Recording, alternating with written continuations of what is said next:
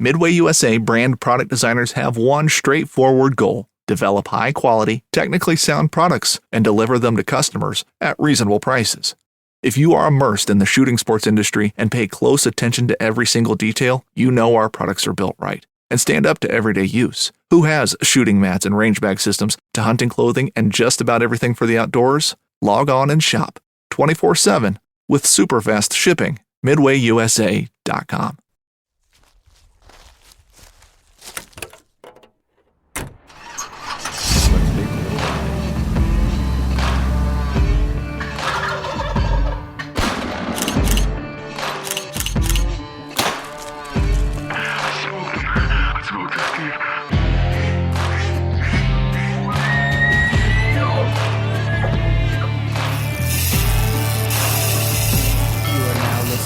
The Outdoor Drive Podcast. All right, guys. Yet another week here on the Outdoor Drive Podcast. This is episode 242, and we are finally in turkey season. Our hunting season is here. It is spring, and we are super excited. It's been a blast, an opening week of awesomeness. Well, opening 2 days. So this is your boy East Coast Trev, and I'm joined by my good buddy Mr. Madman Mark. Madman, are you there still, or are you taking a turkey nap? Yeah, I'm here. Oh, okay. I was gonna say, man, you've been grinding for what, 2 weeks now, dude, to try and get this thing done and everything. Like, yeah, I've been getting up pretty early before work, trying to find what little birds are out there that I can find. But you know, it's confusing to me. Hold on. This is. I want to take this back for just 1 second before we get too lost in conversation here. Is, you know, you say that you're not a turkey hunter, but then again, you just told me for X amount of time that you've been running around scouting, roosting. That sounds like a turkey hunter to me. Yeah, I guess I'm getting there. Getting there. I got a couple stripes, I guess you'd say. Haven't quite been upgraded yet. Jesus.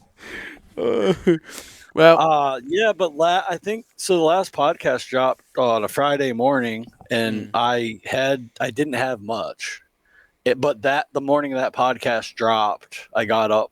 I left the house before I don't know 5 a.m. and ran up the road. I don't know, half hour or so. And I tripped into a couple birds here or there on some public. So I was able to drop some pins and give myself some options. Nothing like last minute. But you know what? With turkeys, the most recent intel's the best, right? Like a bird that you roosted 2 weeks ago might not be there come opening day. So the closer you get to opening day, the better you are. Mm-hmm. Oh, absolutely. So, no, they're there, but you got to work for them a little extra this year, I think. And talking to some other buddies and, the network of, friends that we've built and, text messaging and talking to these guys, like it seems like a general consensus from everybody I've talked to. It's weird though, right? Like the season's just been weird, and we talk about these things, and we've been kind of been up, down, and around about different things with turkey hunting and what has concluded to what we have today, right? And it's just nuts. Like this year is it's just a weird thing, man. And this is a basis, right? So like we base this on we're not on plush clover fields on private land. We're pounding the pavement with the rest of the guys in the heart of the tornado. And it's tough. This year may or may not be early, whatever that may conclude to for anybody. But it has been a little bit colder. I think that, one of the bonuses to take home from this, honestly, is that this season we're seeing a lot more younger birds. So we're seeing a lot of jakes, like piles of jakes, which is good, right? So we had a good, gaggles. I like gaggles. Gaggles. Gaggles of jakes. We're seeing good numbers of younger birds. So hopefully it's some type of inclination that there's more around and that the population may be able to boom back up. But it's good. I mean, opening day was phenomenal. And real quick before we get, I want to touch on something real quick. I don't like to give a ton of turkey tips because I don't feel like I'm quite you know, to the point where I can do that. But one thing I have learned is I think the days of pulling up to like an like there's not very many, but you have ag fields on public, right? Mm-hmm. The days of pulling up to the ag field and ripping an owl call or crow call and getting a bird to gobble are they're pretty tough. Like the birds just aren't there, or they're not going to gobble, because every single person that drives by that spot is doing the same exact thing. So if you're struggling finding birds at all, you got to get away from the truck. You can't pull into the parking lots anymore to locate. You got to park the truck and you got to walk in there a little ways to roost, you know? No, And I'm in total agreement with you. and then the same thing with striking birds, middle of the day, late morning, whatever you have it. If you're just running around to try to find a bird, good luck just pulling up, getting out of the truck, hitting a call, and I mean, you might strike one, but like you used to be able to do that, right? You could just drive down the road and strike a bird from the road. Dude, it ain't happening. Not where I've been, and I've pretty much been everywhere in Eastern Connecticut. So one of the things that it kind of brings up to mind is, like, we had Steve Champa on a week or two ago, and Steve had talked about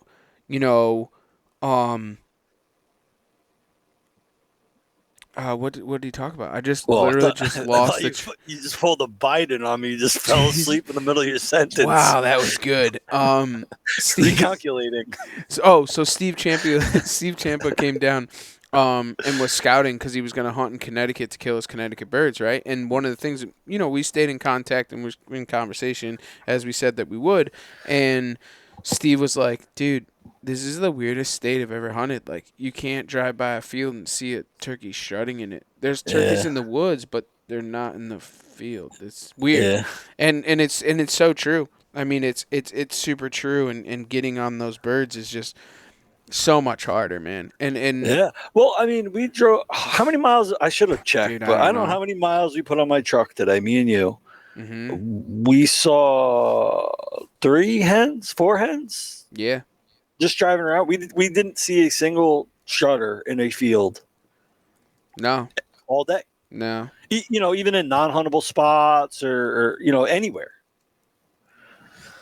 So, no. But they're out there. You just got to work harder for them, right? You have to put in the extra work and get out there and get away from the road and try to get away from the people. There's out-of-staters. I mean, I've never seen so much hunting pressure in my life, not to make excuses, but there's just trucks everywhere, and everybody's doing the same thing. So you have to figure out something that you don't think anyone else is doing, or try to find a pocket where we talk about like overlooked spots for deer hunting. You got to try to find these birds in like overlooked spots where it's not so obvious when you're looking at your hunting apps and your maps. Everybody sees the same field, the same ag field on the side of the road. You got to try to find pockets that doesn't look like a turkey spot.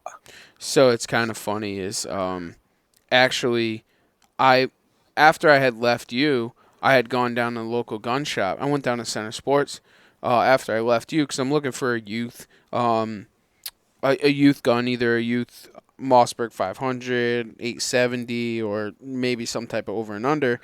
And so I go into the gun shop, as I always do, go down to the gun counter.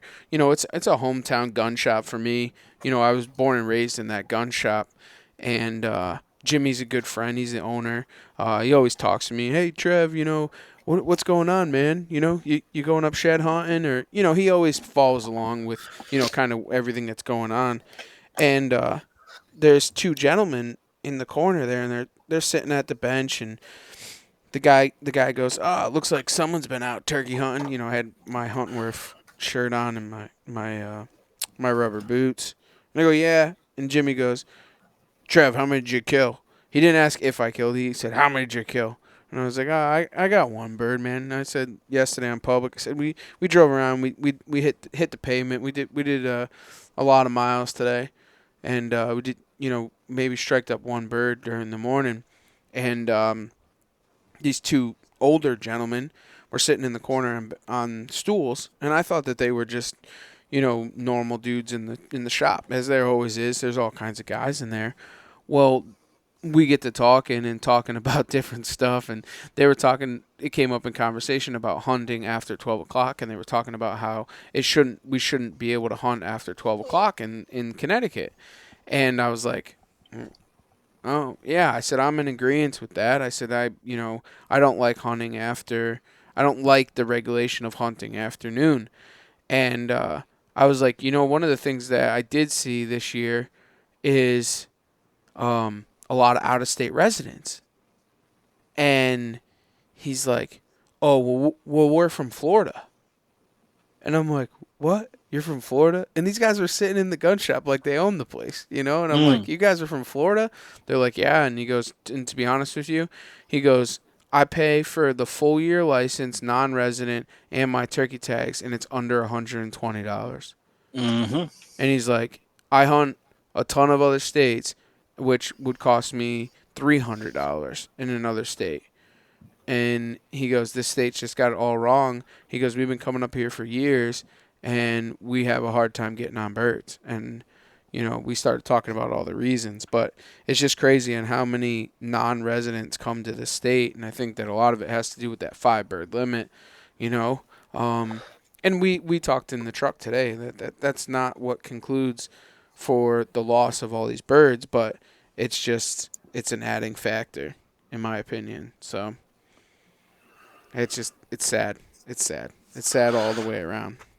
For sure. But like you said, we're seeing a lot of Jakes. Hopefully they survive. Mm-hmm. And we got, sometimes I feel like too, going off of memory, you kind of got like alternating years sometimes. Like you have a really good year, and then you kind of have a bad year, and then a good year, and then a bad year. So, who knows? Next year we could be having a completely different conversation. It could be banger again next year. Well, there's ebbs and flows and everything, right? Right. Like it is what it is, and that's one of the things that happen. And you know what? We're seeing.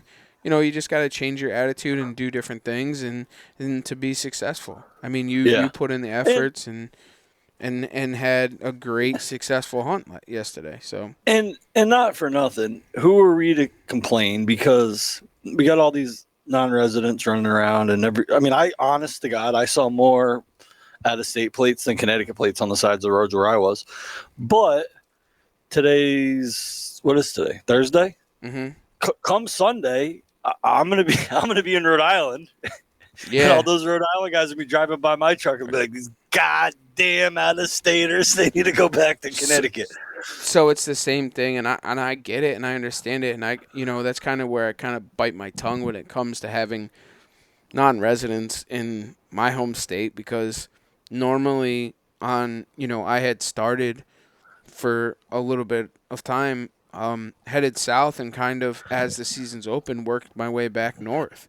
So I was that guy and out of state, right. Hunting Virginia and Maryland and PA and all that kind of stuff, because I would go down to those seasons because they opened up earlier, and then worked my way back home, And in all honesty, like, that's why it is that way now. This year in Connecticut, we are the earliest state to open. Rhode Island didn't open until today. Massachusetts doesn't open until Monday. Vermont, New Hampshire, Maine, New York, Pennsylvania, none of those states are open.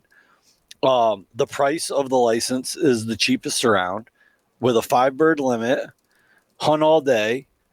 You can't. It's not a 1 bird a day state. It's honestly a no brainer as an out of stater to come here, buy a cheap license with 5 tags, and hunt before your state opens. I mean, why wouldn't you? Like, you can't blame them. No, I totally agree with you, man. It's just one of those things, man.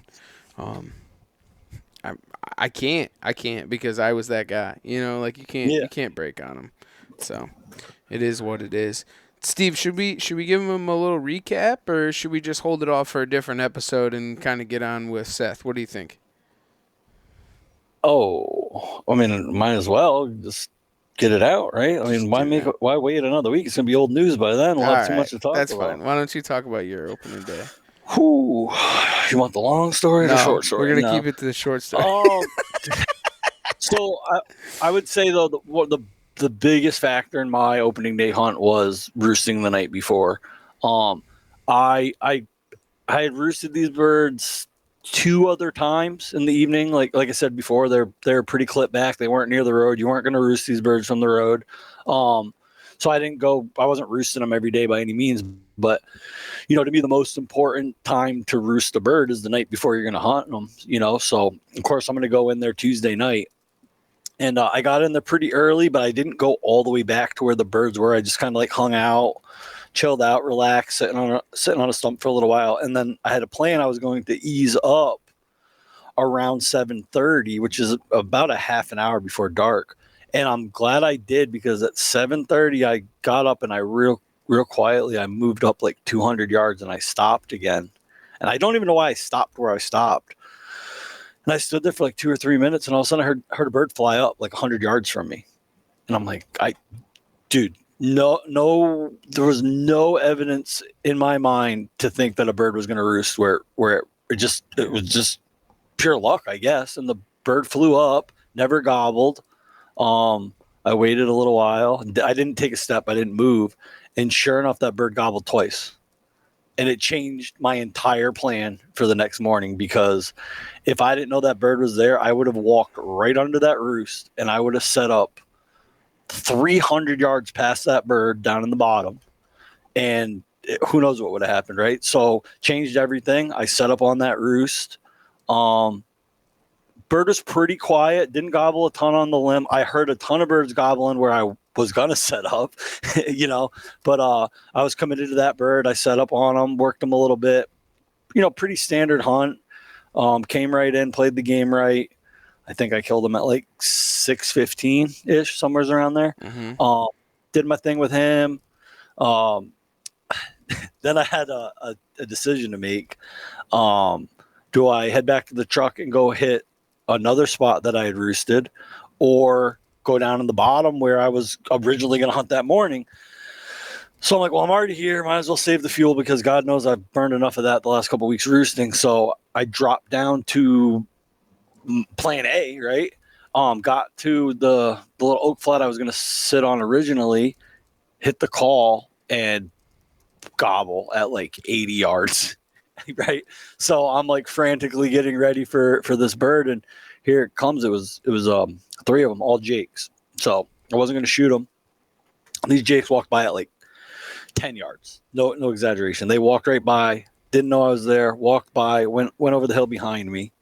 So I was like, that's cool. I didn't get great footage of them because I was kind of jammed up. So once they went over the hill, kind of spun around, got situated, got real comfortable, got the camera nice and good. I'm like, I'm going to call these jakes back, just with the intent I was going to film them. I just wanted to get good footage of these jakes. So I call them back. They start gobbling. They come back over the hill. They come right by me. I'm filming these jakes. Now, mind you, I know it's 3 jakes. I know I'm not going to shoot these jakes. My gun's not in the ready position. It's just sitting next to me. I'm fully committed to the camera. And then I hear the loudest, deepest gobble I have ever heard in my life behind them. And I'm like, oh my God, there is a giant longbeard coming up the hill behind me. And I'm like, shit. So I go to grab my gun. I'm in kill mode now, right?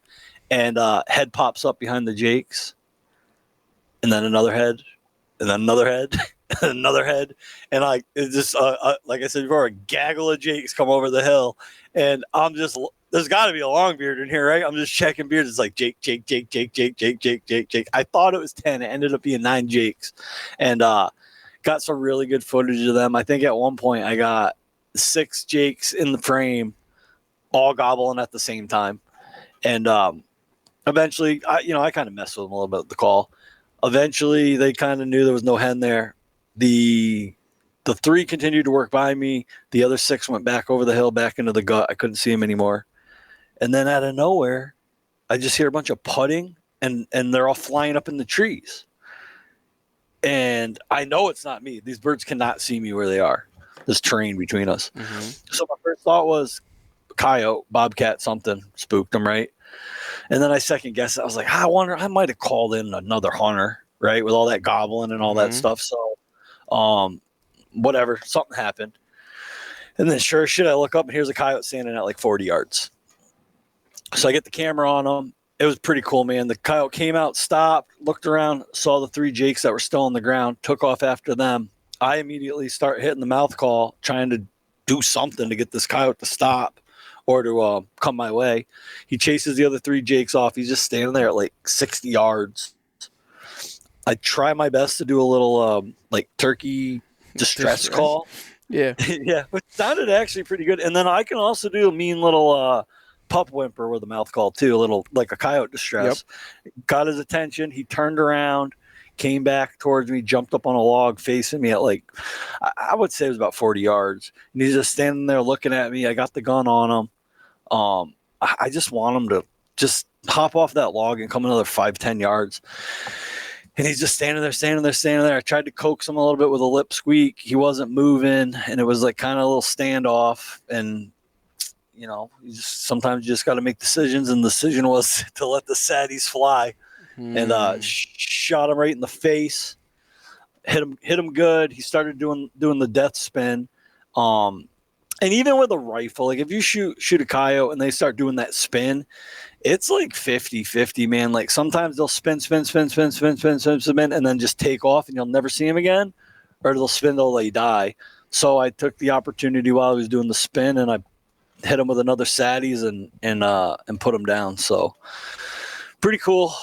Long beard and a coyote opening day of turkey season. That's a first for me.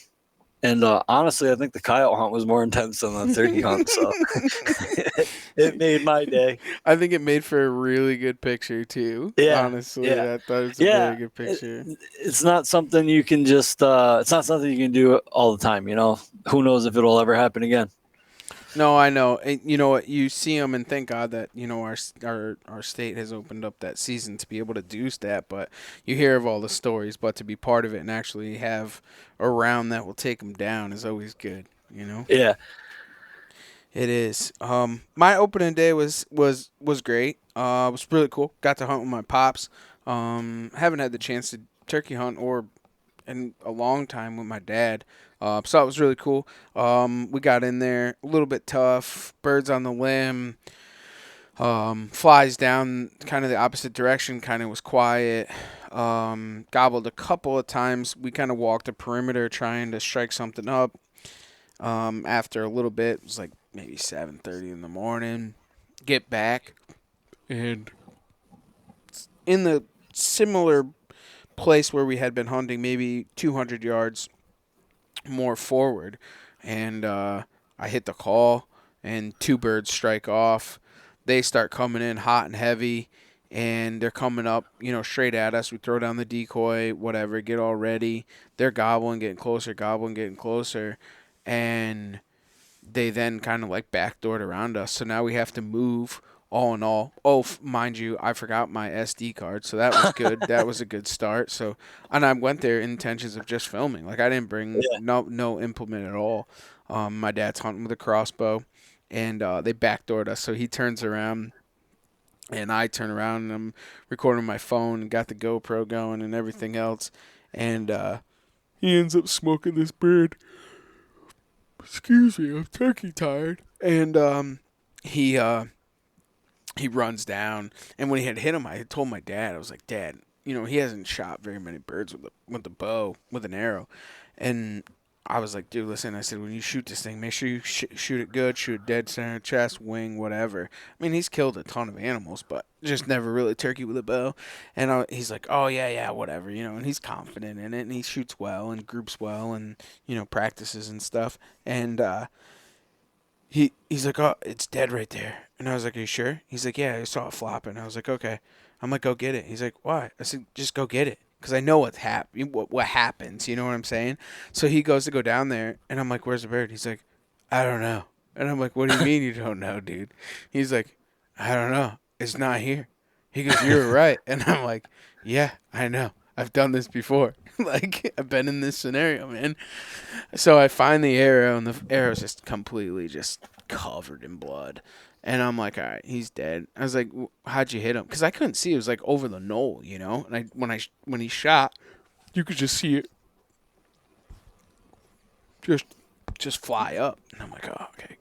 He obviously hit him good, and you can hear whack. So, he hit him dead center in the chest. Was covered in blood. So we go down the hill, and we end up finding the bird. So that was really cool.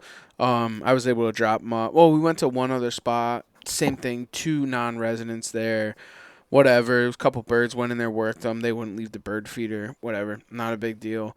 I was like, Pops, let me bring you home. And then I was going to go run around. So I went into one place. Didn't hear a gobble. Really surprised, honestly. Place holds a lot of birds. Didn't hear nothing. I worked birds. Worked after birds 95% of the afternoon. Couldn't seal the deal. Went into the last piece of public. I wasn't even going to go in. I was just over it. It's like 3:30. Get back in there, set up, and I'm calling. Maybe did like 3 series of, cuts and yelps, and I didn't hear nothing. So I was like, you know what, whatever. I got quite a walk back out. So I take my coat off, pack up all my calls, take my camera, pack it up in the vest, kind of get situated to walk back. Long run. I was like, you know what? I had the mouth call in my mouth. I'm like, all right, couple more cuts and a yelp, and we'll see what happens, and then we'll call it for the day. Well, I did that, and dude, I got just ran over by a gobble, and I'm like, what the hell? And he like quadruple gobbled, and I'm like, wow. And it was nuts because it was like, I'm like, I don't know, dude, it's kind of hollow, like sounds like a Jake. I'm like, I don't really care, whatever. So I didn't call, and I just kind of get all set up, and I'm like, well, at least if it's a Jake, whatever, I'll just film it. It'd be cool. Just call, Well, so he starts coming up through the stick stuff, and I'm all set up, and I got the gun up and everything, and I'm working the bird, and he's just hammering 3, 4, 5, just dumping it out, dude. I'm not even calling, dude, and he's just dumping. So I see him coming. I get the camera on him. I zoom in. He starts coming up, and I'm like, oh, dude, he's got that white crown on top of his head. I can see it in the camera, and I'm like, oh, dude, it's a long beard for sure. And he goes in through like this barberry bush, and I see him strut, so I can see the whole fan at this point. And he comes out into an opening, and he's strutting, and he comes out of strut, and he kind of like sticks his head up like he's like 3/4 strut, like kind of looking to see where I am. And at that point, I clicked off the safety, and he stuck up his head even more, and I friggin' dumped him right where he stood, and it was super cool. It was definitely a cool hunt. I think it's probably my latest bird I've ever shot. And it was just cool. It was in a spot that, is highly pressured. I mean, this spot is just tremendously high pressure in there. It's a spot that I go in there and kind of mess around from time to time, but I bring a lot of youths there, and we shoot a lot of birds with the youths, but it's just super high pressure. Actually, that's where the avian bird flu was that time. Remember, Steve? I do. I've been trying that tactic lately myself, though. Yeah, the avian bird flu. Yeah, it's oh man. But it was good. I'll tell you. Oh, go ahead. Finish that up. No. It was good. I was just gonna say the couple birds aside from the jakes, the bird I killed and a couple other birds that I've had the pleasure to play with a little bit. One was this morning, another one was yesterday afternoon. None of them really want to do it dirty. I haven't really the birds. I wish I knew more about turkeys. Like my knowledge just isn't that, that good. But I don't know if it's a time of the year. I don't know if it's the weather. I don't know if it has to do with what's going on with the breeding cycle. I don't know, but like I still haven't experienced that bird that just gobbles at everything. You just know it's on. He's coming and he's coming hard. Which we all dream about, right? Like that's the bird you want, that 2-year-old that just comes screaming in, and every time he gobbles, he's 50 yards closer. Yeah, every bird is just kind of gobbling every once in a while, taking his time.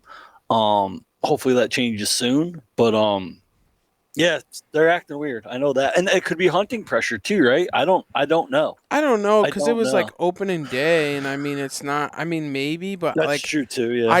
I don't understand it for this sheer fact. Like, I mean, the bird that I killed, he did it dirty, right? But like, and that was the only chance. But I had worked 2 or 3 birds before that throughout the day. Like even my dad's bird, he didn't do it dirty. Like I had to work my ass off to get him Right. to come in, and then like there was other birds that like, dude, it's opening morning, and I'm walking through public, and I hit a bird, and he gobbles back at 10, 11, 12 o'clock, and then Yeah. I don't hear another gobble, or I have Which to is have crazy. 2, 3, Like- 4 sequences before I can get a gobble back again. Right. You know, like Right. that's not, No, dude. That's any- not early yes. season behavior, man. Right. And these birds are untouched. I mean, you're talking. I'm a mile and a half, 2 miles in on public, and these birds are untouched. In my experience, and if you strike a bird at 10 o'clock in the morning, early in the season like that, you hit him with a call, and he gobbles. Mm-hmm. That bird's dying. He's gobbling at everything you throw at him, and he's coming. You better sit your ass down and get ready. And like even that bird this morning, man, like I'm still boggled by that bird. I mean, you'd call at him. He wouldn't gobble. I mean, we tried everything. There was, he wouldn't gobble half the time. Then he'd gobble on his own. There was times we shut up on him. There was a couple times I was flipping him the bird, because I'd make him gobble, a couple times on his own before I'd call back, and that bird would not move. He just sat there. It was like he must have just been walking back and forth, strutting there, but he didn't want to budge. Mm-hmm. But that's why we do it. That's what we love. It's just a puzzle. You got to figure it out. That's what keeps it fun and entertaining, man. It's just so. It really is a good time. Yeah, I'm excited to see what the rest of the season has to offer. Honestly, if it's going to get better, worse, whatever the case may be, like who knows?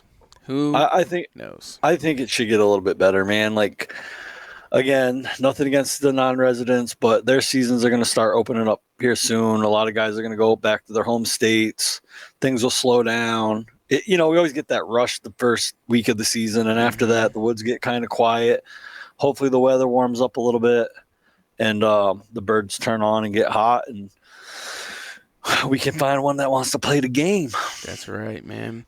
Well, let's kick this thing off, dude. Let's talk some night coyote hunting. I know that turkey season's here. Is there any type of killer's corner going on?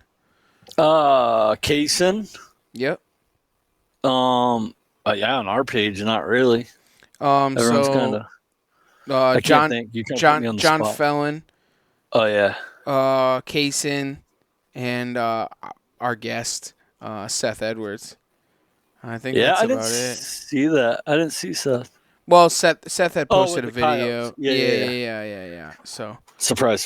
He just kills coyotes every night of the week. Yeah, I know. He's a savage. So that's what we're gonna dig into on this podcast. So guys, just think about it. If you guys do kill something up, make sure to put it up on the Outdoor Drive page. We want to be able to congratulate you here on the Outdoor Drive podcast every week. And we gotta keep Steve busy, right, Steve? I mean, like, yeah. like you need more things to do. Eric Nelson. Oh, what did he do? Nothing. I just wanted to say his name so he felt good and got excited because he heard his name on the podcast. Oh, okay. Other than that, yeah. All right. probably killed a couple beers. Yeah. All right. Well, it makes him feel good, I guess. Whatever we gotta do, it's fine. Well, guys, right, let's get to Seth. All right. I want to go to bed. I got an early morning tomorrow. No. We got to first off just do the sponsors. How could I forget the people that make it possible? That's right, man. Well, so the official bow of the Outdoor Drive is Bowtech. Refuse to follow. Go and check those guys out. Bowtech. Make sure to get down to the local bow shop and shoot one of those. They're center mass. Super smooth. Yeah, the SR, Carbon 1X. We're super excited. Our bows should actually be in this weekend. But go and check those guys out, bowtecharchery.com. And then the official camo and title sponsor huntworthgear.com. Turkey season is among us. Now's the time to get on over there. There is a 20% off sale. As always some type of sale going on with those guys, so go and check them out. huntworthgear.com. Getting into it, you guys want some last-minute turkey hunting stuff or even some of that deer hunting stuff for this season, make sure to go and check those guys out. Latitude Outdoors, latitudeoutdoors.com. There is actually a really cool sale going on over there. Until supplies last, there's a 20% off of the Rebel platform. It is on sale, and we're gonna we will. They are on sale. I'm sorry, dude. I'm help you out here. I got it right here, buddy. All right, go ahead, finish it off. I ran Rebel last year. I ran both Latitude platforms last year. Rebel, love it. I like them both, but the Rebel is best in class surface area to rate ratio. So, dude, that thing is a good sized platform with plenty of foot room. And for the, what does it weigh, like 2.7 pounds or something like that?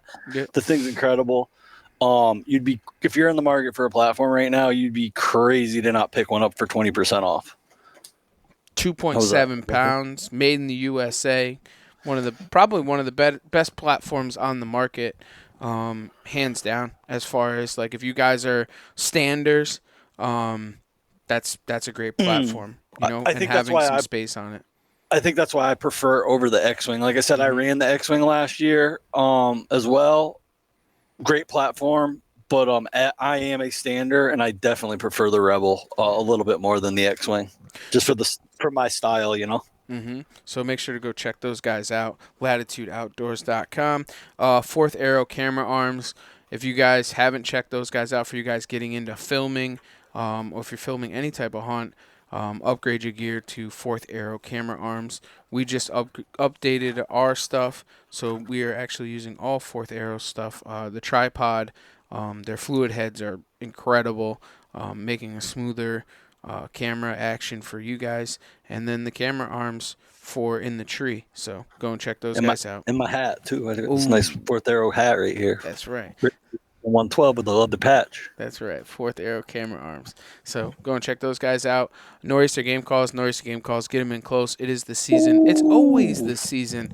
If you guys haven't checked out the new mouth calls, we got some real good stuff coming down the pipe with those guys. So make sure to check them out. Nor'easter Game Calls. Fire mouth call. It's not very often I take a mouth call and I go, God damn, that sounds good. We've been tuning and working on some really cool things over there.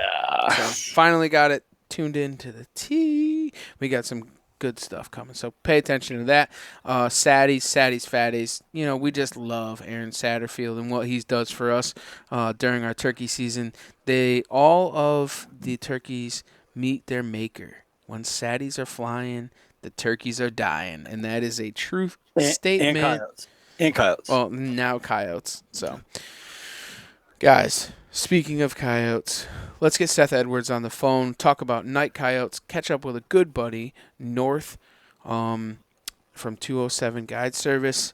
Go and check him out, Mr. Seth Edwards. Let's get him on the line. At Midway USA, we know the AR-15 is one of the most popular rifles in modern American history. Known for its modularity and widespread use, it's often considered essential to any gun collection. The essential things you need to run an AR-15 are usually always in stock during shortages, things like magazines and 5.56 ammo. Whether you're looking to buy a new AR-15 or buy parts for your modern sporting rifle, log on and for just about everything for the outdoors, shop MidwayUSA.com. Whether you're just looking to stay warm during a hunt or need maximum concealment, the clothing you wear can make or break a hunt. At MidwayUSA.com, we understand hunting clothing has come a long way with more meticulously crafted camo patterns, advanced scent control technologies, and weatherproof options to withstand the elements. Hunters have to wait until their favorite season, but shouldn't wait on gear, which is why Midway USA offers super fast shipping. When you're ready for your next system, log on to MidwayUSA.com. Well, welcome back, everybody. We are back on the Outdoor Drive podcast. We are joined with our good buddy, Seth Edwards. How we doing, Seth? Doing good, man. How about you guys? Oh, another day in paradise. You still buried underneath a ton of snow up there? Or what? No, we got green grass coming up. It's beautiful.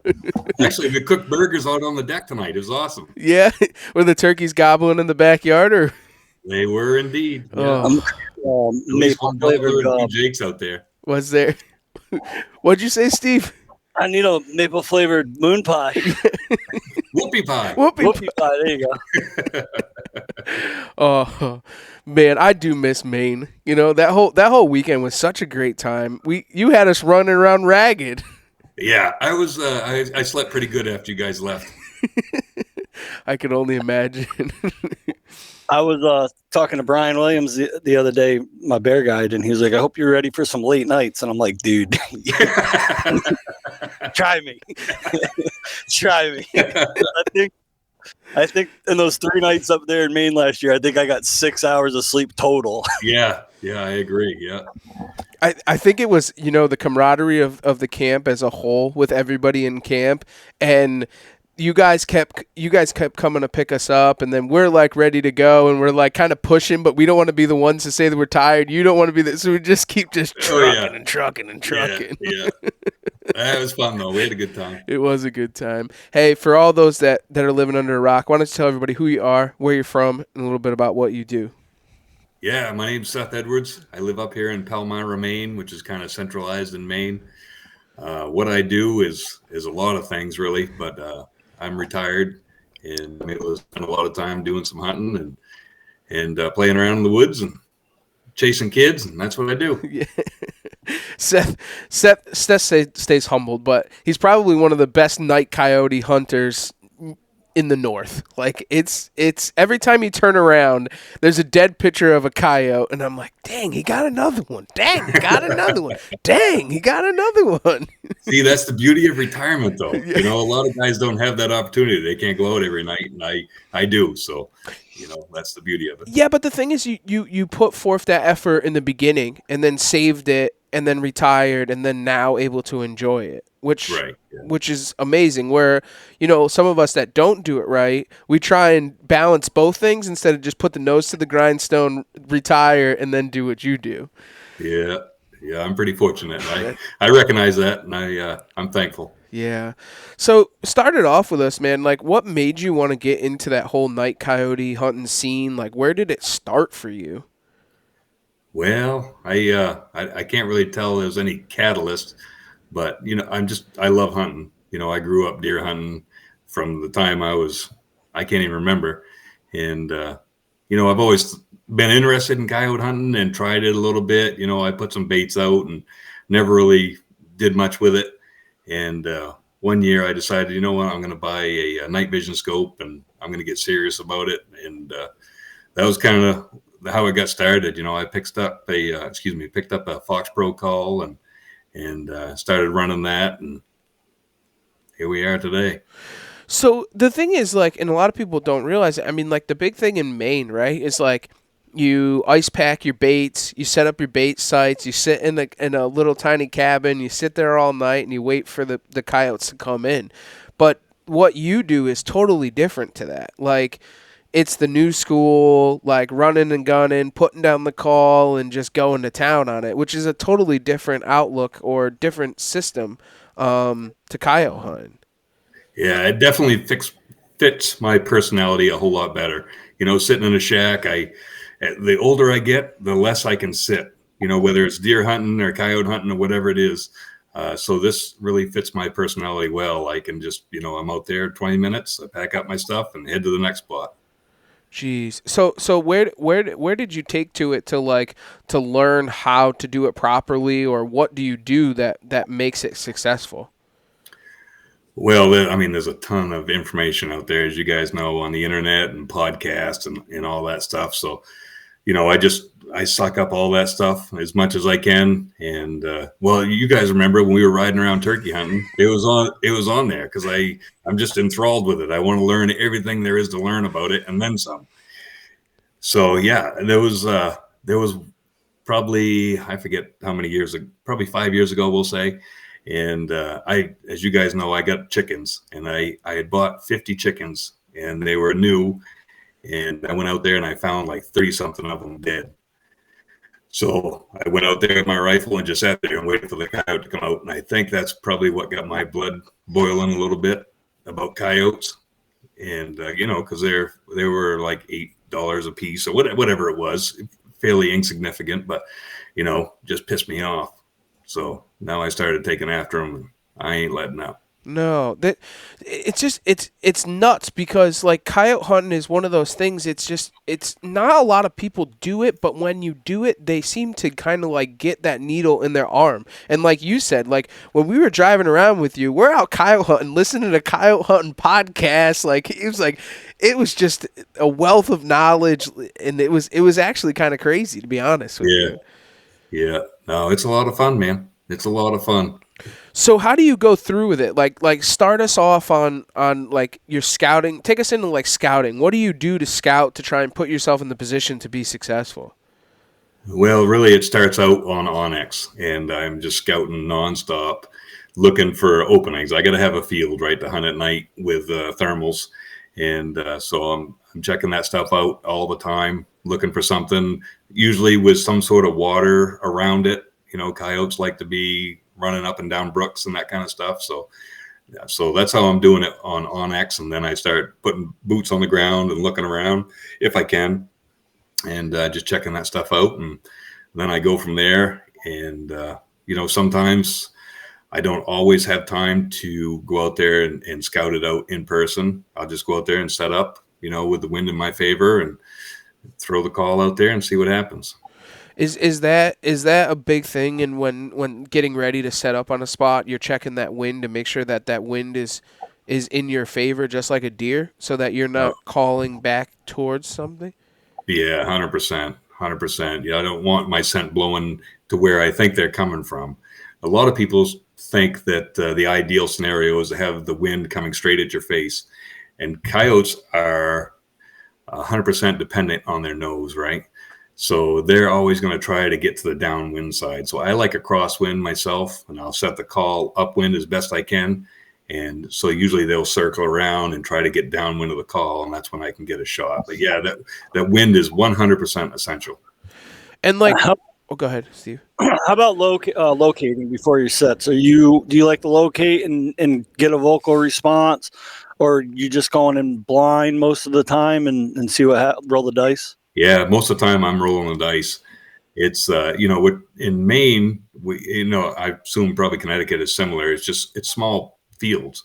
Like 100-acre field is a pretty darn big field in Maine, and these coyotes are going forever and a day running around in these woods. So you locate one night, they could be 50 miles away the next night. So I just go in there and try it.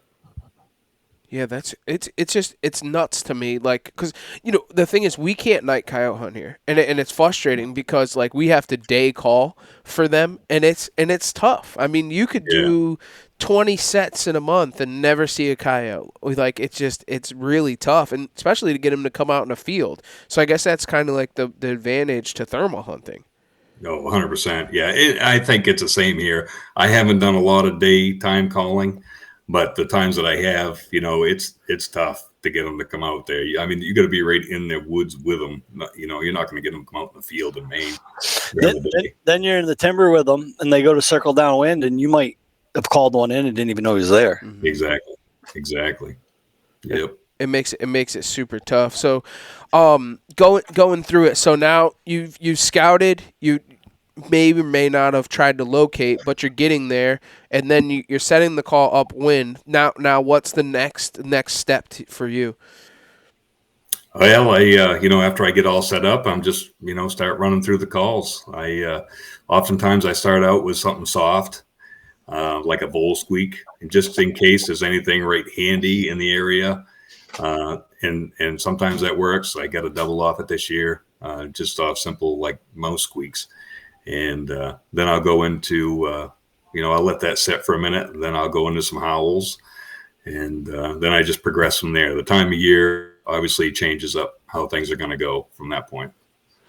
So when you say that, you're saying like their mating season and stuff like that with different fighting sounds and yeah, exactly. Like during the winter, obviously they need to survive, right? So they're hungry. So there's going to be a little more prey sounds in there, rabbits and that kind of stuff. And, like this time of year, they're dropping pups right now. So I'm going to be into the pup sounds, the young pup sounds, and maybe a little bit of pup fights and progressing from there. And I'm not going to have much of a prey sound. And that normally is it kind of is.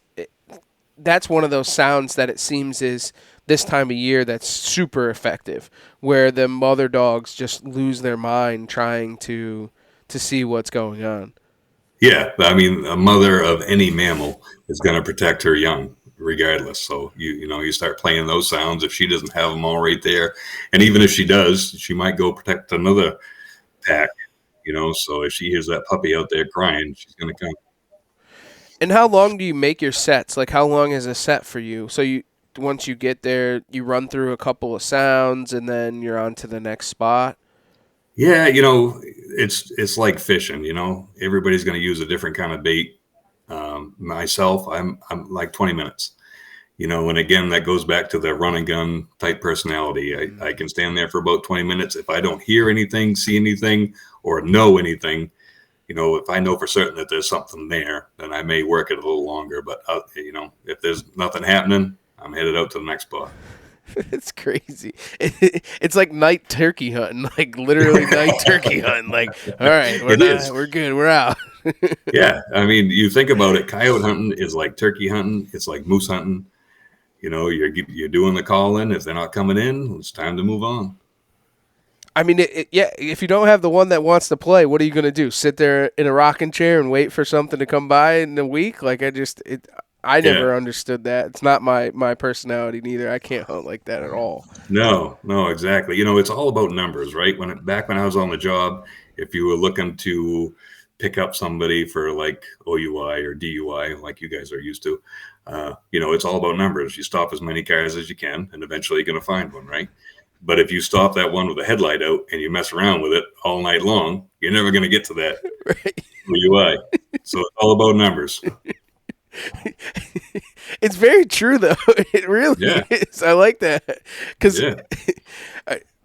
that makes more sense. It really does to me, honestly, because you're like, all right, so we stop this guy, we stop that guy. All right, no, he don't want to play. No, he's no good. All right, keep moving. Oh, that's the one. I see him exactly. Now. That's the one. So once you start to get through it, you call out, and then you don't have no reaction. Then you're on to the next place. And when you get to that place that that's about to fire off, is there a callback that you normally will get, or how do you know that that's a good spot? Well, a lot of it goes back to your e-scouting. When you're looking at a spot, maybe there's a swamp back there or a brook or some sort of water source that you think is going to hold some coyotes. But aside from that, I mean, obviously, if you hear a response, obviously, they're there at that point. So you're going to work it a little harder. So like the other night, go ahead. Oh, no, please. No, the other night I went out with a buddy and we hunted a series of fields. There was like 3 fields all lined up. So we went to the first field and did some calling, and they sounded off, which is a little bit out of the ordinary, really, for this time of year, because when they're in their dens, they don't really want you or anyone else to know, other coyotes, where they are. So I found it kind of odd that they sounded off. But anyway, we started moving up. We went up to the next field, started in the near corner, didn't get a response, went further up the field. It was kind of a rise on the field, and hit the calls again and got a response there. And then we had to move this is all within one field. And then we had to get pretty much right on top of them to get them to respond and come out. And eventually they did. And we got them. You killed them virtually right out of their den? No, they weren't out of their den. They came out in the field. But I mean, we were close. So Seth, all right, how do I say this? So what I've noticed a lot in like the coyote hunting community is we come out of deer season, right? Everyone's been running trail cameras all fall. They're in their deer stand. They're seeing coyotes. They're getting pictures of coyotes. As soon as deer season gets over, I'm gonna hit them hard. I'm gonna kill these coyotes, and they start in January, February, coming into breeding season, and they get their ass kicked. Everybody thinks that it's breeding season, right? They should be territorial and competition and all that stuff. And people don't realize that it's actually one of the harder times of the year to actually call them in, per se. Yeah. So when's that when do you find that transition? You know, say middle of February is like prime breeding season. Now we're getting into denning season. Pups are getting dropped any day now, right? If not already on the ground. Yes. Yeah. So when was that transition to like we're out of breeding and going into the denning on the caller side? Yeah, that whole time frame for me up here, I found isn't all that hot. It's when we start getting into summer and in the summer after the pups hit the ground, that's the most coyotes we'll have all year long. But January, February, I've done fairly well in that time frame, after they come out of the breeding, but I don't think there's any like magic bullet, for that time frame of when that is. Right. So you're saying that the summer's the better time when there's a ton of dogs on the ground running around, like. Yeah, unfortunately, because our season goes out here in Maine, but the fall time is the best time because the pups are, they're out there looking for their own home range.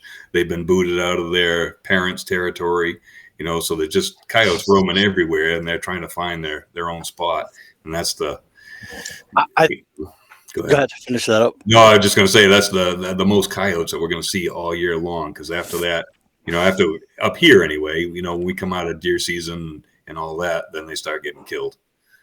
Yeah, I feel like that's why a lot of dogs get killed during deer season, especially like October during archery season or whatever, because there's just a lot of those year-old pups that are kind of trying to find a home, really, right? They're kind of finding their own range and wandering around. It's like a teenager that just left for college for the first time, right? And he's just wandering around trying to figure life out.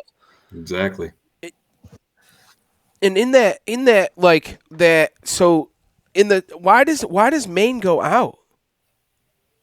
Well, it's because of deer season. They don't want people out there. Well, bear, deer, moose, all that. They don't want people out there shooting at night when that stuff's going on. Oh, well, night. I get it, night. Yeah, because like we're 365. You can hunt them 365, but we can't hunt them at night. So that's. Oh, we're not. No. Can't hunt them on Sundays. Oh, Sundays. Yeah, that's right. Yeah. No, we're daytime all year long as well. I was just referring to night hunting. Oh, okay. So night hunting, they shut it down because they don't want guys riding around with thermals shooting deer or moose or whatever. I get that. That's understandable. Yeah.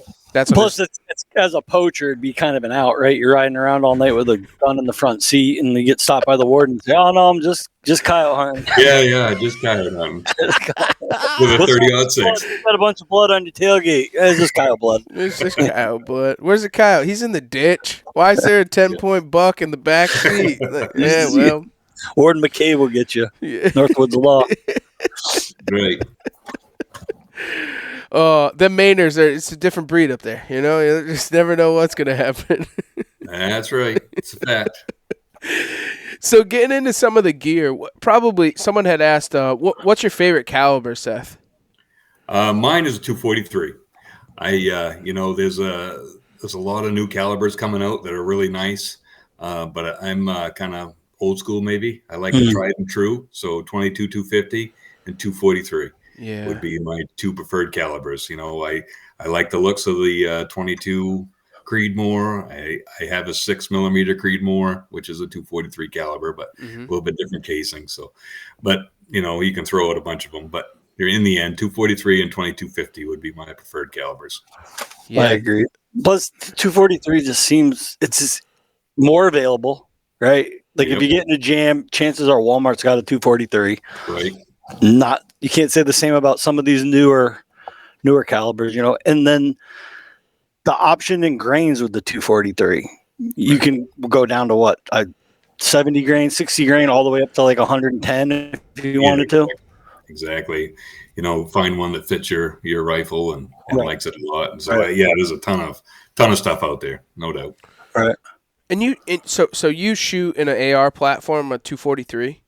No, actually, I switched over to a bolt gun. I've got a Sig Sauer Cross, and I bought it in 308, and I had it rebarreled to a 243, so I could use the same bolt and everything, but I just put a different barrel on it. So I'm bolt action now. It feels like an AR in your hand, but at night when you go for a follow-up shot and you squeeze the trigger again, it doesn't go boom the second time. Well, I think the best part about that whole situation, and I think we should paint the picture for everybody out there, is we turkey hunted. We were at camp. We were at Greg and Mark's camp and everything, and 207, volunteered to take us out coyote hunting.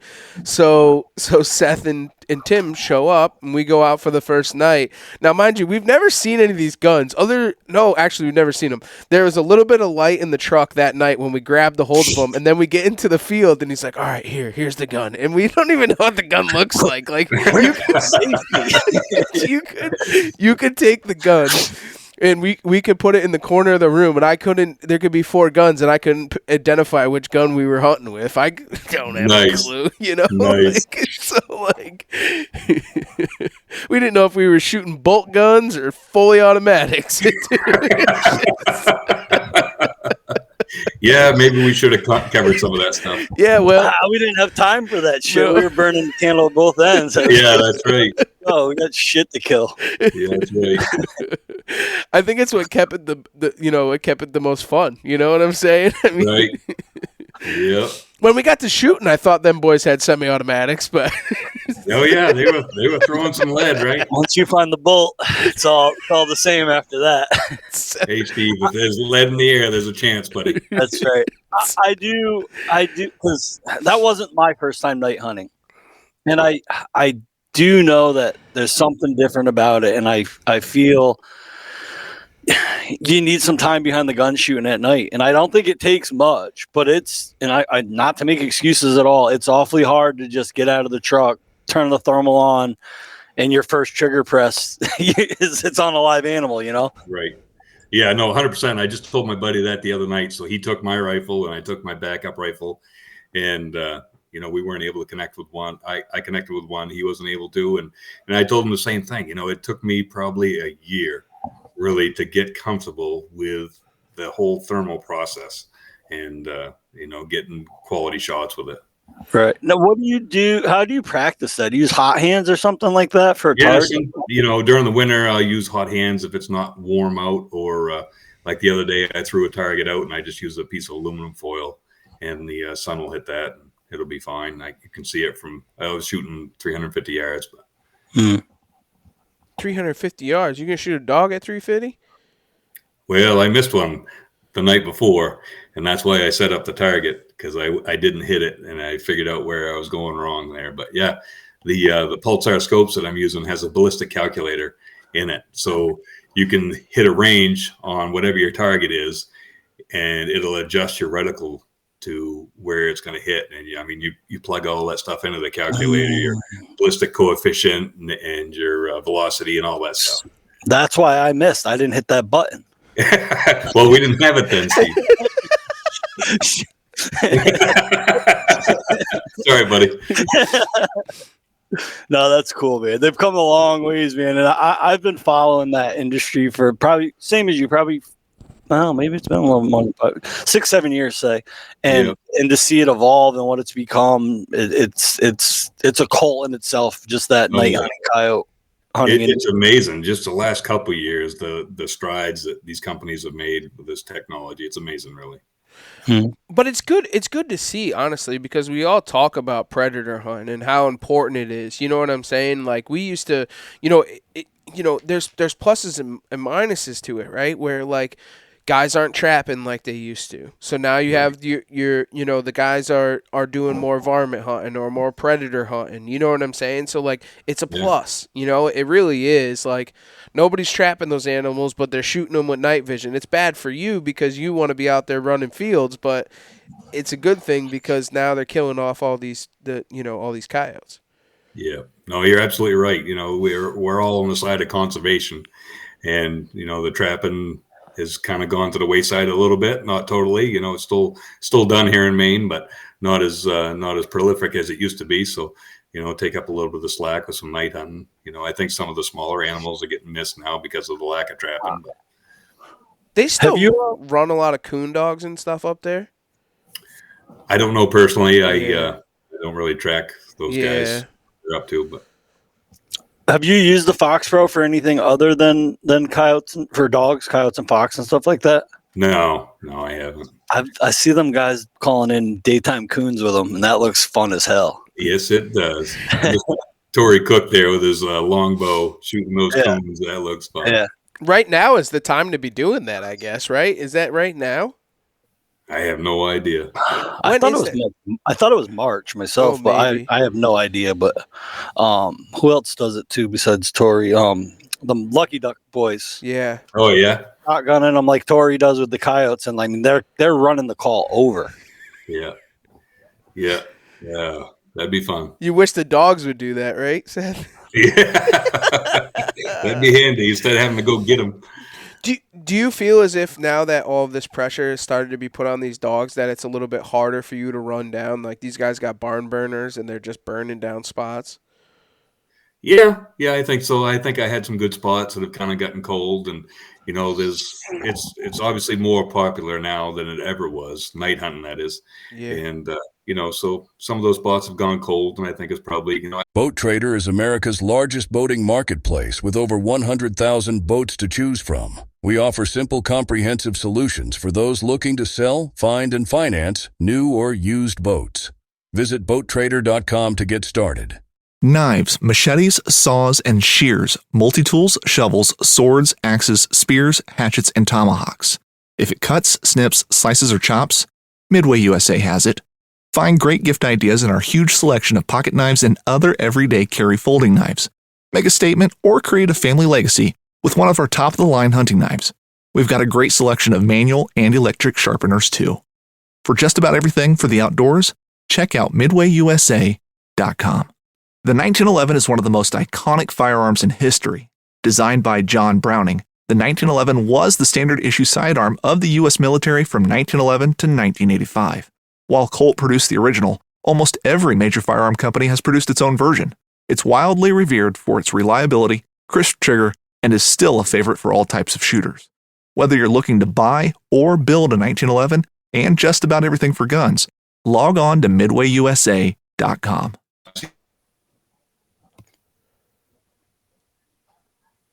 We lost him. Yeah, about a word from our sponsors for a second. Yeah, a word from our sponsors. There he is. We lost you for a second. Yeah, sorry, buddy. No, it's all good. We had a word from our sponsors. It's okay. Not a big deal. Just one word. But. Yeah. No, but that's probably a tougher thing, especially with something that's, so smart, because dogs are a lot smarter than a lot of the other things that we do hunt. And I think if you build that pressure up on them, then it makes it so much harder. Yep, no doubt about it. I mean, I trained dogs for a lot of years, and it's just operant conditioning, right? It's the same thing that we use to train dogs, and as soon as they have a negative experience there, getting shot at, they're not probably going to come back anytime soon. Well, it's the same in the trapping world. If you snap an MB550 in a dog's face, he's going to think twice about stepping in anywhere near that area, or he's going to be, when he, now he's putting together that smell with a bad experience. And it's the same as that sound with a bad experience for a dog. Right. I mean, they're super smart. I mean, it's like a German Shepherd running out there, but he's wild. He has to fend for himself. So talk about a smart animal. I mean, it's... Yep. Yeah, there's a reason you don't see them all that often. I mean, you're out there deer hunting, you see deer all the time, right? You don't see coyotes every day. No. And there's a reason for that. And they're super smart. And it's funny is, like, they won't step in water, but they run around water. Explain that. Like, it's mind-blowing to me. Yep. Do they run around the water just for that the smell factor, because the scent travels to the water? It's likely, it's just the same as thermals that we use. When you have a water source, it's usually colder, so it's sucking the thermals down in there, from anything around it. So they're going to use that to their advantage. I was going to ask you that earlier because you were talking about you look for openings and clearings to run the thermal, but you look for water in the area. Do you think they're running the water like a travel corridor and using that as their path to get from, like, say, one field to another field to another field, and just sticking to the water edge? Yep. No, I wholeheartedly do. Yeah, I think they're using that to maybe push something into the water, so they can get it or whatever the situation. Of course, they need water as well, but yeah, it's always to their advantage.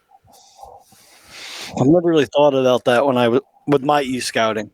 Yeah, I looked for a lot of cuts and clear cuts and stuff like that, but I never really took waterways into consideration. Yep. That's a little known secret. Hopefully, nobody finds out about it. Nobody really listens to us, anyways. You don't have to worry about that. No, nobody's tuning in. But I'll tell my mom to ignore that one. She listens. Will they cross water though? Yeah, they will. Yeah, I mean, not like I say not. They will cross a river if they have to, but normally they're going to try to skirt around it somehow, some way. Well, remember that I won't spot burn it, but that spot we went to, the second spot we went when Justin was on the gun. No.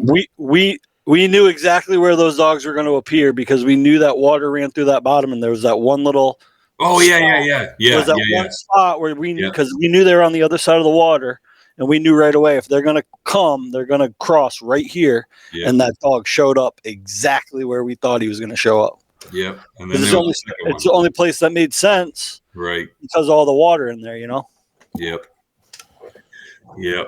How'd you guys do with that, Steve? Do you remember? Yeah. I just remember.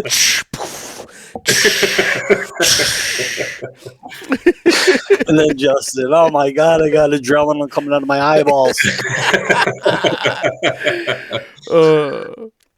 It's so much fun. I mean, I didn't even get on the gun, and I didn't need to because it was just amazing. Just like listening to the call and them coming in and watching. I mean, it's wild. There is something to be said about it. It is insane. Oh yeah, 100%. Yep. Especially when you get that vocal response. It's like we said before, it's like turkey hunting, right? Right. When you hit that first howl and then they light up right on the timberline, you're like, let's go, baby. They are here. Yeah. That goes right into your soul, I think. Seth, what do you think one of the craziest stories or most memorable hunts that you've had coyote hunting are? Oh man. I mean, they're all memorable, but unfortunately I can't remember them. You know what I'm saying? Oh, you're like me. Oh yeah. Yeah, they all kind of mix in together, and I can't say that I had any one that was any better than another one. They're all fun. Yeah.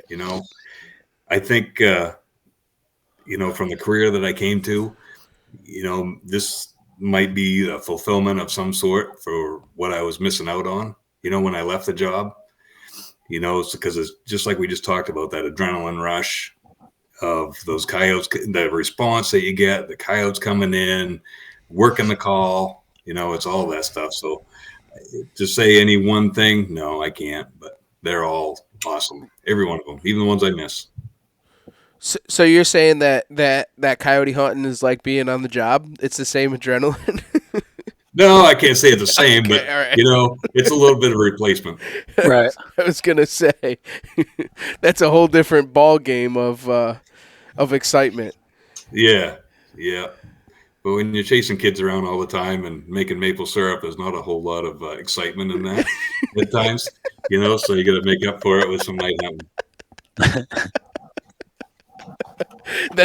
then comes turkey scouting on top of it because you're able to do that. Yeah, well, goes right into the same stuff. But I think it's one of the coolest things. Like, you had posted up a video the other day of the pulsar with all the turkeys in the trees. Like, that's cheating. Yeah, no, that was amazing. Yeah. I've never seen anything like that before. Yeah, that was crazy. The being out there and being able to see that kind of stuff like that, like, because you don't really think about it, especially us, like, we don't night hunt at all, so we've never had the thermal, and then they'll, like, see that kind of stuff. Dude, it's incredible. It's incredible in its own. Like, you know, like we talk about turkey hunting and waking up first thing in the morning and hearing the woods come alive, but being out there and it being dead silent, and then here comes a coyote. Like, it's a different world. Like, it's not. It's intriguing for sure. Yeah, no, for sure. Even just driving around, right? There's no very few cars out and about, you know. So you're the only one out there. It's dead quiet, especially in the winter. You know, it's irreplaceable. It's really a lot of fun. Especially, like, you don't know unless you experience it. But to paint the picture, you're standing in the middle, say, of a field. It's dead quiet. It's pitch black. You can't see your hand in front of your face. But the second you look through that scanner or that scope, you can see everything that alive anyways, right? Yeah. And you just put the advantage in your favor. Yeah. As soon as you look to that scope, they don't have the advantage anymore where they normally do. It's just a different world. Going back on the pulsar itself and the sight, like, the depth perception disappears when you're looking through that sight.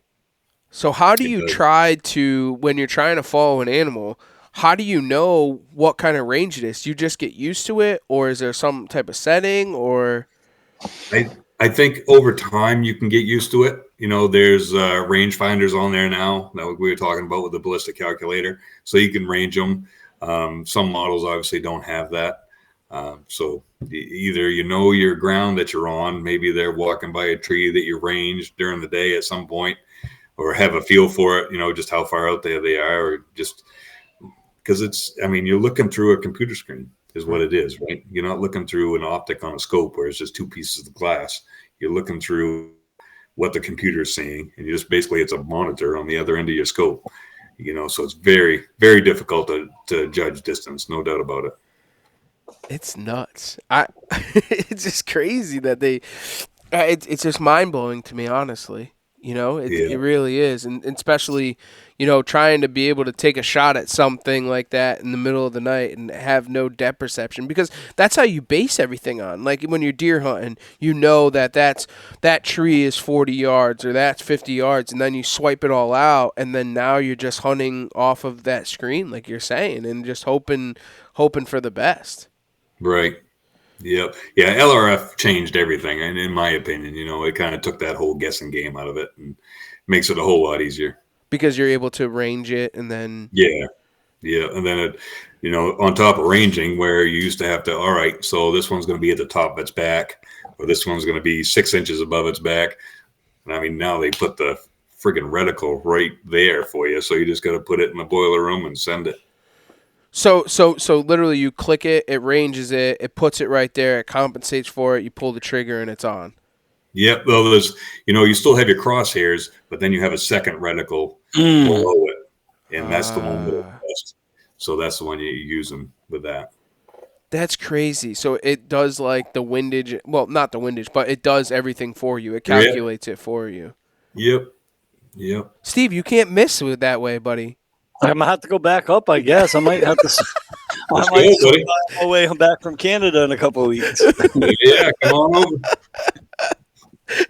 Steve will still miss. No, just kidding. The only reason why Trev didn't miss is because he didn't get behind the gun. That's right. That's how you do it. You know, I'm 0 for 0. Pretty sure he did that on purpose. 0 for 0, buddy. You know what I'm saying? Right. Good odds. You can't. You know, the profit of zero is 0. You can't win if you don't play. You know. I'm gonna have to dig up some old footage from when I went to Georgia on that hog hunt, and it was the exact same scenario. Get picked up. You boys ready? Yep. And you're like walking into the field, peanut field in Georgia, getting a lesson on how to use the gun in the pitch black. And then next thing you know, there's a hog in front of us. So we shoot the hog, all right. And then a coyote showed up. And it was really weird because you can leave a dead hog in the middle of the field. The coyotes aren't going to touch it. So that dead hog did not attract this coyote. But for whatever reason, as soon as we shot that hog, a coyote came in. And he's just getting ready to get our wind. And we shot a lot. but no, we had ARs. We hit them and slowed them down a little bit, but it took half a mag to get them to stop. Yeah. And I have it on video somewhere, but it's not pretty, but it was fun. Oh, hell yeah. It's fun, man. Do you get that a lot when you take guys out for the first time that to kind of like grasp the whole thing as a whole? You know what I get most of the time is, where do I start? So they've come out with me, either they use my rifle or my backup rifle, and now they're ready. They had so much fun, regardless of if we saw coyotes or not. But now, what's the next step? What should I get? And that's the question I get. And it gets expensive pretty quickly. Oh yeah. Hey, I look at it this way: some guys got boats, some guys have Harley Davidsons. I got a thermal and a suppressor. It's so true, though. I mean, you figure, just to get going, a tripod, a gun, a thermal, a suppressor. You need a suppressor to hunt at night. You don't necessarily need a suppressor, but my advice to anybody that wants to get into coyote hunting is, if you can, if your laws allow it, make that your first purchase. Before you get into optics, before you get into calls, get yourself a suppressor and then go from there. Just for the simple fact of being out at night and shooting a gun. Yeah. I mean, not only does it, I've lost a lot of hearing over the years from not having a suppressor, I think is a big reason for it. But if you're around here anyway, urban sprawl is taking place, right? There's houses going up everywhere.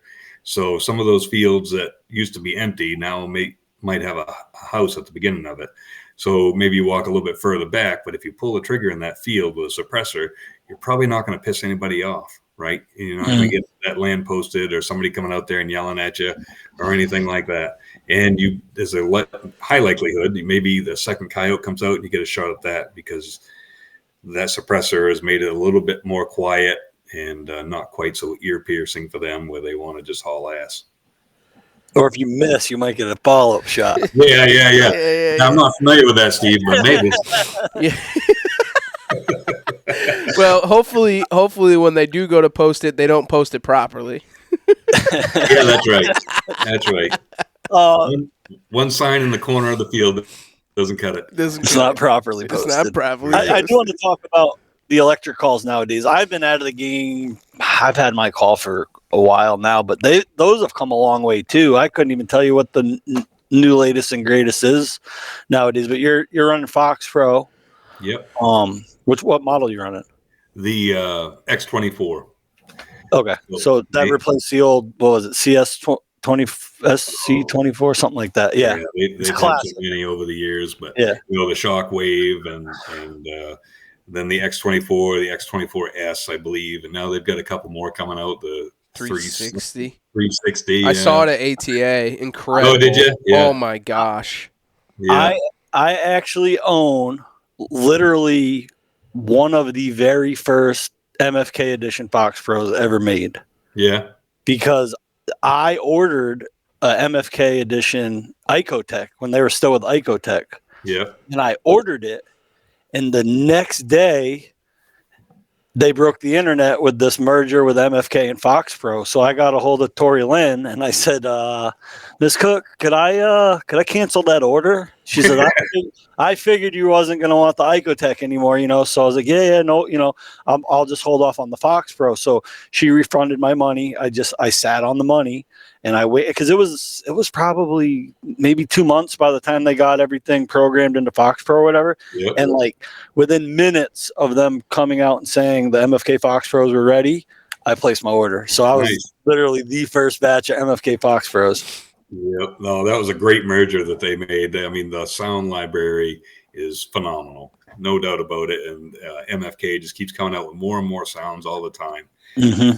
Just a great combination. I've never used any other calls, and I really don't have the need to try, because they're just awesome.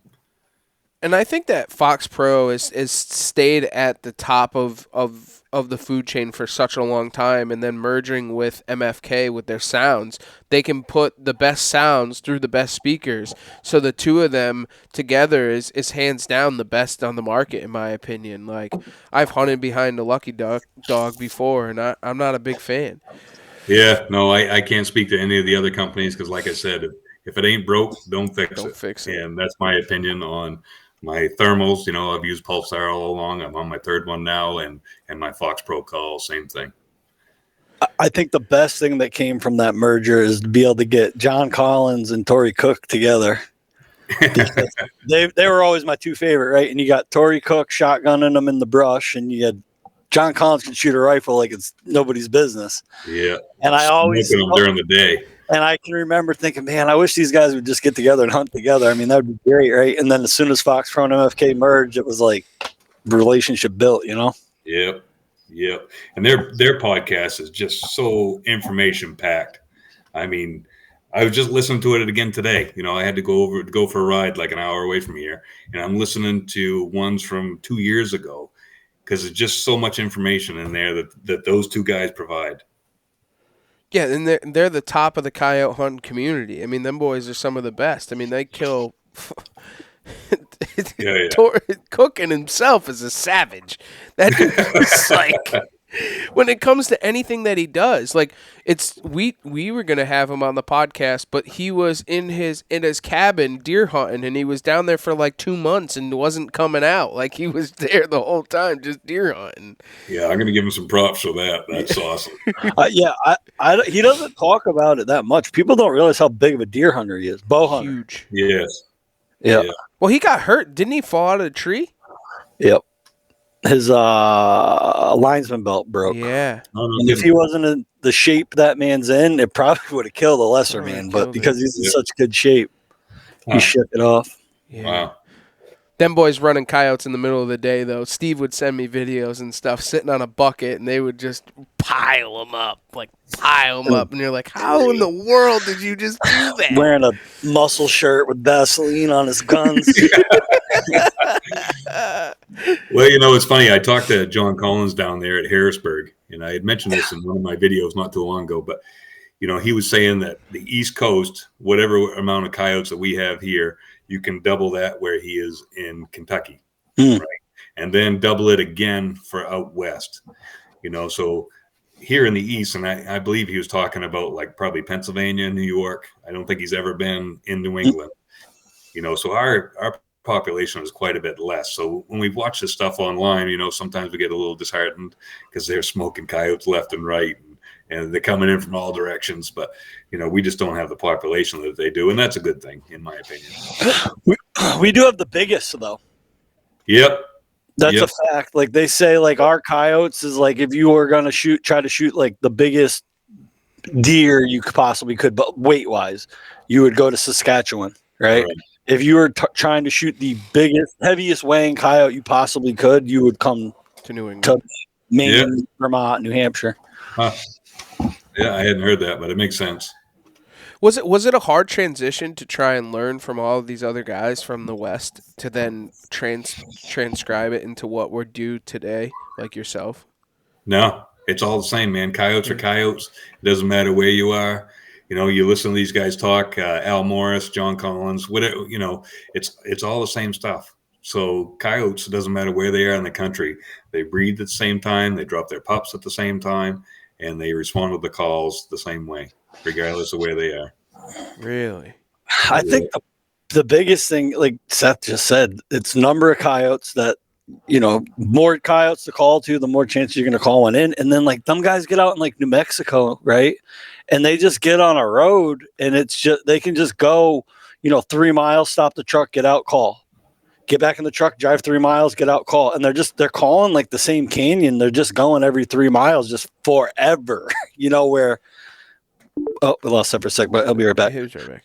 Here we have like pockets, right? We can go over here and there's a farm we can call. And then we might have to get in the truck and drive, 10 miles to the other side of town to call another farm. But like I said, you get out in like New Mexico, you just stay on the same road and you just stop and make a stand, stop and make a stand, stop and make a stand. The wind doesn't change. It's just the same thing over and over and over again. Yep. Yeah, it's pretty amazing. I hope to experience it someday, but it's totally different than what we do here. Didn't you? But when you were in Kentucky, did you dog hunt down there? Right? You dog hunted down in Kentucky. Yep. Yeah, I did, and I consider it pretty similar to. There's more farm ground down there and less woods than we have, no doubt about that. So, and I would agree with what John Collins said about the population, just based on my few days down there. But no, it's pretty similar to the country that we hunt here. He has a heavy population of black coyotes where he lives too, and I don't know what's up with that. Yeah, he's a lucky man, I guess. I don't know. Someday, somehow, some way. Have you ever seen one, Seth? No. They're all white in the thermal. That's a fact. They're all blondes. Yeah. I want to meet John Collins so bad, and for 3 years in a row, I've missed him at Harrisburg every year. And I've gone different weekends, and it's like if I go the first weekend, he's there the second weekend. If I go the second weekend, he's there the first weekend. Every single year for the last 3 years, I've missed him. Yeah. Just keep seeing Al Morris. Time it next year. Yeah. Yeah, it's definitely crazy. Well, Seth, man, let's wrap this bad boy up. Why don't you tell everybody what drives you outdoors? Well, I think we talked about it before with you guys, but it's it's pretty primal. I think it's in our nature just to go out there and hunt, and I've embraced that since I was a kid, and I don't see it stopping anytime soon. So I think I remember you saying this last time.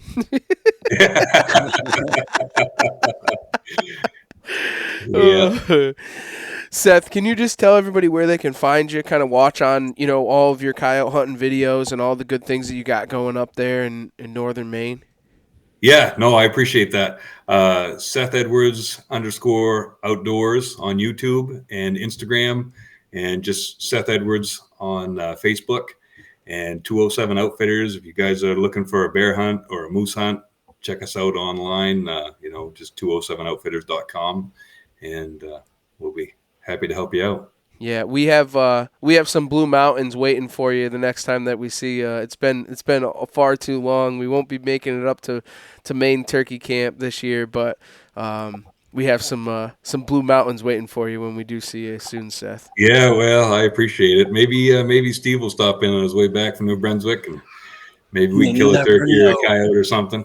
That's no good for me. That's just Steve. Hey, that's your fault, buddy. You got the job. I appreciate Remember it. that whole conversation we had earlier about making decisions earlier in life and being able to line it all up? Yeah. Exactly. Now we get to reap what we sow. Yeah. That's right. Well, I got to do all the things in the early years. Now I have to continue to do them in the late years, but it's all good. Well, we'll cut off of live here, and we appreciate you jumping on. And for everybody else, thanks for taking the ride right here on the Outdoor Drive.